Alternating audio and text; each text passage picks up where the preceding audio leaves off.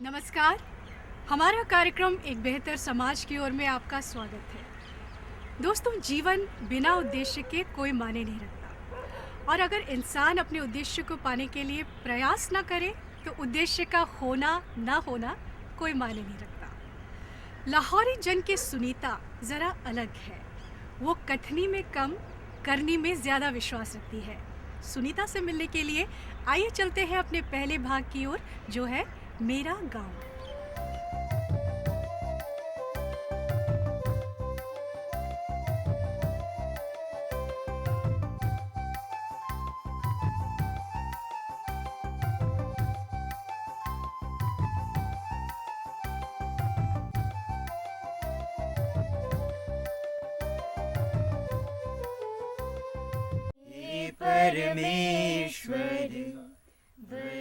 सुनीता जिंदगी गुजारने में नहीं, जिंदगी जीने में यकीन रखती है, और जिंदगी जीने के लिए अपने लक्ष्य से आशना होना बहुत जरूरी है। सुनीता उन गिने चुने लोगों में से है जो अपने लक्ष्य को जानती है, पहचानती है। वो हर दिन अपनी मंजिल की तरफ एक कदम आगे बढ़ती है, जो है किशोरों में सेवा की भावना और जिम्मेदारी का एहसास जगाना। हम लोग बोलते हैं ना कि दुनिया को बदलना है, बदलना है, लेकिन कैसे बदलेंगे अगर ऐसे ही सोचते रहेंगे सिर्फ अपने बारे में। मैंने इसके बारे में बहुत सारा रिफ्लेक्ट किया, बहुत सोचती थी मैं रात में सोते समय भी। मैंने इस तरह से अपना एक स्टेप लिया। गुंजा अपनी जिंदगी में एक बहुत कठिन समय से गुजर रही थी। हर किशोर की तरह मन में हजारों सवाल थे, पर जवाब देने वाला कोई नहीं। गुंजा की जिंदगी में एक अच्छे मित्र और साथी की भूमिका सुनीता ने निभाई। आप भी आइए मेरे साथ, बैठे हम दोनों। बेटे, आपको भी कहानी सुन के बहुत अच्छा लगेगा। आज का दिन सुनीता के लिए जरा खास है। अगर वो आज प्रिंसिपल के भरोसे को जीतने में कामयाब हुई तो इस स्कूल के किशोरों का भविष्य, उनका लक्ष्य और जिंदगी का अर्थ एक नया मोड़ लेगा। आप लोग को क्या लगता है कि हम लोग ये जो दुनिया है इसे बदल पाएंगे? अभी जो सोसाइटी है, जो हालात में अभी आप लोग जो देख रहे हैं आसपास में, do you like that society? इसे बोलते हैं कि ये छोटा जाते हैं, ये बड़ा जाते हैं, कोई भी छोटा जात बड़ा। सुनीता की मेहनत रंग लाई। अंजाम तक पहुंचने के लिए आगाज करना जरूरी है। मंजिल तक पहुंचने के लिए सफर तय करना जरूरी है। ये तो सिर्फ इब्तिदा है एक नए सफर की, एक नई मंजिल की, एक नई दुनिया की। इंतहा देखना तो अभी भी बाकी है। सुनीता तो अपनी मंजिल तक पहुंचने के लिए हर दिन प्रयास करती है। अब वक्त आ गया है कि हम सब खुद से ये पूछें कि मेरे जीवन का उद्देश्य क्या है। आइए चलते हैं अपने दूसरे भाग की ओर, जो है भविष्य को उज्जवल करना।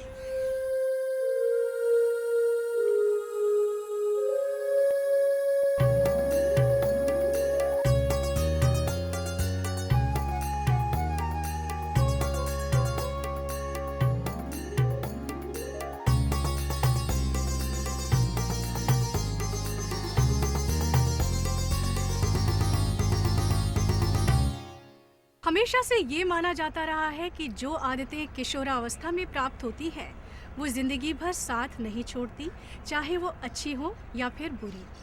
आज हम मिलेंगे धर्म से, जिसने अपनी इच्छा शक्ति के द्वारा ये साबित कर दिया कि परिवर्तन उम्र द्वारा सीमित नहीं है। शराब और नशा इंसान की बुद्धि को नष्ट करता है, शरीर को कमज़ोर करता है। ये तो इंसान को इंसान बनने से रोकता है। जब हालात ऐसे हों तो जवान लोग बुजुर्गों के उस्ताद बन जाते हैं। धर्म उन युवाओं में से है जिसकी ज़िंदगी उजड़ते उजड़ते संवर गई।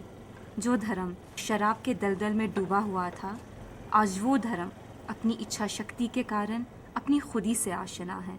हमारे फ्रेंड्स के साथ आते थे और हम लोग बहुत ही पीते थे इधर आके, और लेट नाइट तक हम लोग पीते थे। उसका हम लोग निकलते थे, घर में लफड़ा करते थे, झगड़ा करते थे। रास्ते पे जाते थे हम शायद मेन रोड में कभी कभी सो जाते थे, ट्रक को रुकते थे, उनसे पैसा लेते थे, या ऐसा बहुत सारा फाइट करते थे। परिवर्तन एक कठिन प्रक्रिया है जिसमें काफ़ी समय लगता है। जो परिवर्तन द्रुतगामी होता है उतना ही जल्दी फीका पड़ जाता है।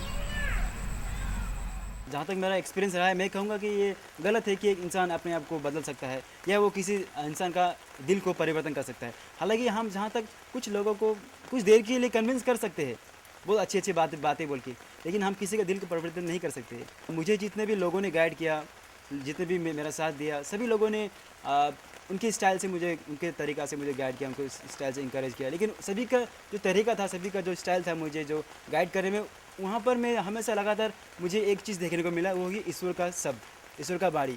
और वो हमेशा मुझे करते थे कि हमेशा हमें प्रार्थना करना चाहिए जब भी हम डिफ़िकल्टीज़ में होते हैं, क्योंकि सभी लोग, मम्मी पापा या मेरे फ्रेंड्स हमेशा मेरे साथ नहीं रहेंगे। एक चीज़ रहेगा, वो है ईश्वर।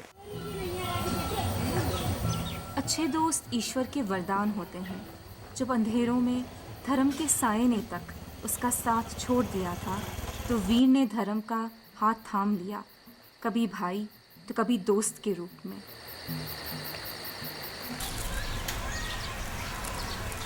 धर्म ने जब तक खुद ठोकर नहीं खाई, तब तक वो अपनी गलती को समझ नहीं पाया।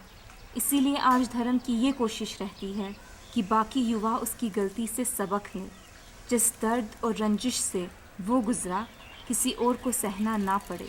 हम चाहते हैं कि हमारा गांव आगे बढ़ते जाए, विकास होते जाए, लेकिन इसमें क्या होता है, हम लोगों ने एक छोटा सा आज धर्म बाकी सब युवाओं के लिए एक मिसाल है कि अगर इच्छा शक्ति हो, ऊपर वाले पर विश्वास हो, अपनों का प्यार हो, तो इंसान कभी भी अपने तकदीर का रुख बदल सकता है। धर्म की ज़िंदगी हम सब के लिए एक सीख है कि इंसान बहुत भाग्यशाली है, क्योंकि वो स्वयं अपने भाग्य का कर्ता धर्ता है। आइए चलते हैं अपने तीसरे भाग की ओर, समुदाय निर्माता।